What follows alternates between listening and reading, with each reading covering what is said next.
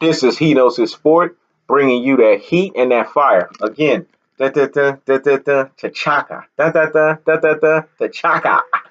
Anyways, I want to talk to you guys about Errol Spence, aka Free Smoke. Like I told you guys, and I reminded you, you saw that quick work he made of Ocampo. I told you guys, man, you guys don't listen. This guy, his hands are like hands of stones.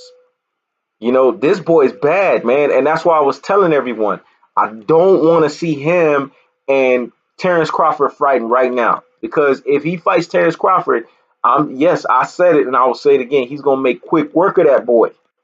I'm going to tell you right now, if he fights Terrence Crawford, he will make quick work of him. And I said it and I believe it. Errol Spence and Terrence Crawford are both dogs. They both are dogs. But the thing is, you know how the animal kingdom works. Errol Spence is a bigger dog. And Errol Spence right now is so, comfortable and so fit into the welterweight division at this point. He's gotten so many fights under that division. His body is perfect for that division. He makes weight, as you saw in the weigh-in. He was 146 and 3/4. I mean, the man is a perfect welterweight. He's a big welterweight, but he's a perfect welterweight right now, and he's used to that weight division. Terrence Crawford just had one fight in the division with Jeff Horn. Everyone knows that Jeff Horn was just basically a stepping stone for Terrence Crawford to get his feet wet. There was nobody, unless you're just someone that lives under a hole or something like that. There's no one that thought in their right mind that Jeff Horn was going to beat Terrence Crawford. The fact of the matter that it showed you that it took Terrence Crawford 9 rounds to dispatch Jeff Horn showed you he's not fully comfortable and ready in that division. Because, mind you, let's say Jeff Horn was in 140 pounds and Terrence Crawford was back at 140. It wouldn't have took him 9 rounds to dispatch Jeff Horn. Probably would have dispatched him in about 4 or 5. That's the fact that I'm trying to tell you. Could you imagine if that Jeff Horn was this Errol Spence right now that he was fighting? It'd be a problem. It'd be a big problem for Terrence Crawford at this point. This is why I'm trying to tell you guys. You guys have to understand. You guys have to think, and you guys have to see things for what they are. And you got to call a spade a spade. Errol Spence right now is the best welterweight. This man, his nickname is the Truth. There's a reason why they call him the Truth. Because when he goes in that booth, he speaks the truth. And his booth is that ring. And he sends loud and thunderous messages in that ring every time. He lets you know that he's going to be that body snatcher. He's going to keep ripping you up in that body. And there's nothing you can do. And see, I heard these people, I see people in comments and different videos, and things of that nature. They're saying things like, oh, Errol Spence don't got technique. His footwork, has issues, is shoddy. Errol Spence, all he can do is just apply pressure. Now you basically trying to say Errol Spence is a Sean Porter. That's what Sean Porter is. Errol Spence got technique, man. To be able to cut off the ring and to be able to, place your punches selectively and to place them in a way to where you can do bodily harm the way that Errol Spence does, that requires a level of technique. That requires a tactician, and that requires a technician and knowing what he's supposed to. Remember, this is the same Errol Spence that had that world-class sparring session with Floyd Mayweather and got Floyd Mayweather ready. Well, Floyd Mayweather was fighting Robert Garcia at that time. And people could sit there and say, well, Floyd Mayweather had just got out of jail, et cetera, et cetera. The point that I'm trying to make is this. Mayweather had to work. That was his hardest sparring session. And there's rumors going around saying that he gave Mayweather a black eye. I could see it, And if you listen to some of the top people like, the Barry Hunters of the world, which is a world-class trainer, he has put out there that, hey, when him and Mayweather went at it, they went at it. That shows you right there. And this was a Mayweather at the time that was the top of his game. And this was a young Errol Spence. This is not even the Errol Spence we're seeing in front of us. That's the true body snatcher. And that's, has grown up, has gotten his full grown man strength and is putting it to these boys.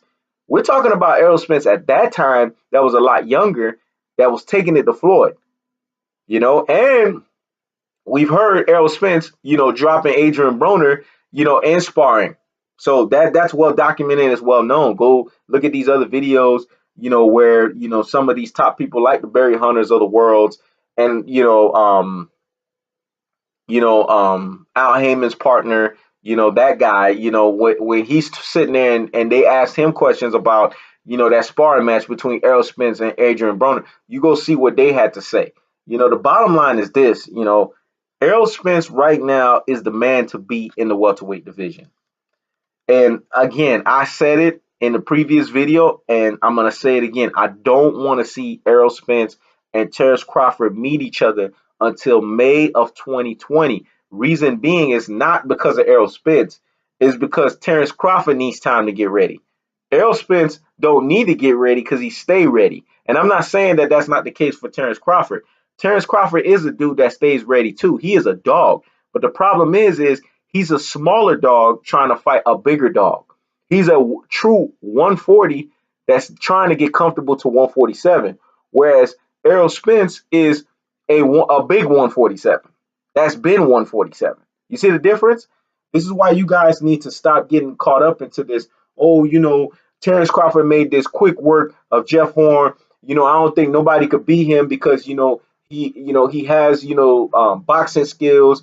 And he could dominate, et cetera, et cetera. Yes, Terrence Crawford has good footwork. And I'm going to say excellent because there are some chink in his armors. And I'll mention them in a little bit. He does have good footwork. Terrence Crawford knows how to pivot his foot. You could see that. He does know how to throw them little check hooks. He can switch. He can be orthodox and southpaw, which is very hard in boxing. Damn near rare to be able to do. So you got to give him credit for that. And Terrence Crawford has high IQ.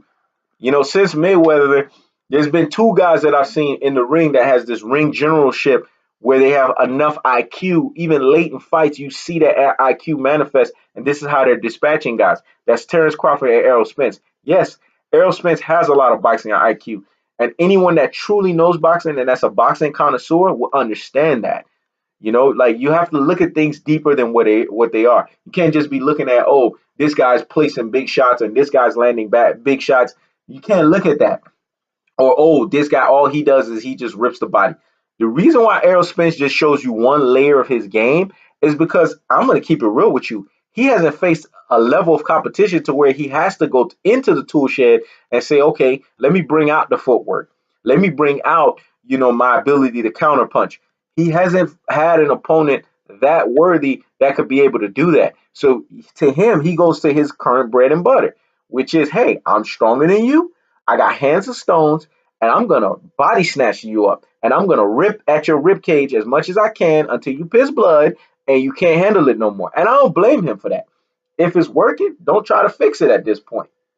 But there's levels to this stuff. And bottom line is, when he does face a fighter who I believe is Terrence Crawford of that magnitude, that's going to make him come out of the tool shed, you're going to see a different Errol Spence. And you guys are going to be surprised at how underrated his other abilities in boxing are. And that's just bottom line, and that's just the truth.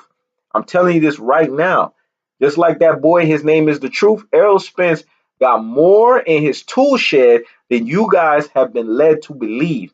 It's just the thing is, he hasn't found a level of boxer to be able to bring that out. Do I believe that Terrence Crawford is that boxer? Yes. I just don't believe he's that boxer right now because he's too small. And see, they have weight classes for a reason. All you got to do is go look at the Rigo versus the Loma fight. Rigo's an excellent boxer, man. This guy's a tactician. A lot of people say, well, Rigo, he was too old, and this could be the Rigo people. He's too old, you know what I'm saying? And, he was fighting a guy that was bigger than him. Hey, bottom line is, you put those gloves on and you step into the ring, that means you was ready for the fight. And you saw what happened when he fought the bigger guy who was just as talented as him, if not more. What ended up happening? He quit. And this is the stuff that I'm trying to tell you guys. This would be the same outcome of Errol Spence and Terrence Crawford if they go and rush that fight and make it now. Errol Spence will make quick work of that dude, and Errol Spence would hurt him, man. He will make this dude go to the hospital and piss blood. I'm going to say it again. He will make him go to the hospital and piss blood. People will sit there and say, well, you know, you being biased to Errol Spence. Maybe you have more of an affinity and maybe you might like Errol Spence more. I lean towards Errol Spence. Yes, I probably do like him a little more than I do Terrence Crawford, but that's not the point. I'm not going by bias right here. I'm going by the facts of what I see in front of me. And don't get me wrong, I like Terrence Crawford too.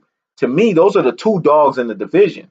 Like I said, Errol Spence and Terrence Crawford. And if you remember in the last video, I gave Terrence Crawford his just due. I gave him his respect for the true and proper level that he belongs on, which to me is one of the two best guys in the welterweight division.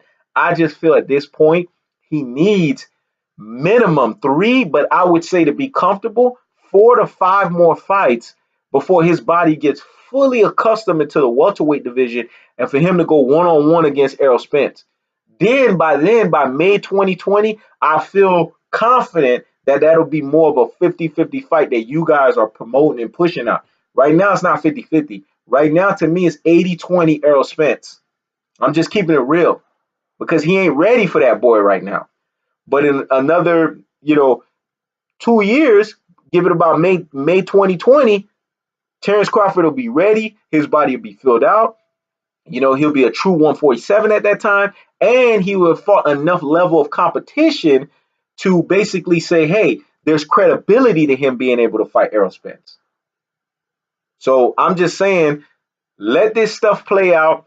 Let's let these boys, have a few more fights, both of them amongst themselves, under their belts, before we start pushing this fight. I just feel like people are pushing it too early, and I get it. People want boxing to return to a golden era, and we all see it. Errol Spence and a Terrence Crawford fight will remind us of Marvin Hagler and Tommy Hitman Hearns. We see that. We see that that's what it's leading to. But let's let it build up. You know what I'm saying? Like, let's not sit here and try to rush this thing. Because when you rush greatness, what ends up happening is you get non-greatness. All right? This is He Knows His Sport checking out.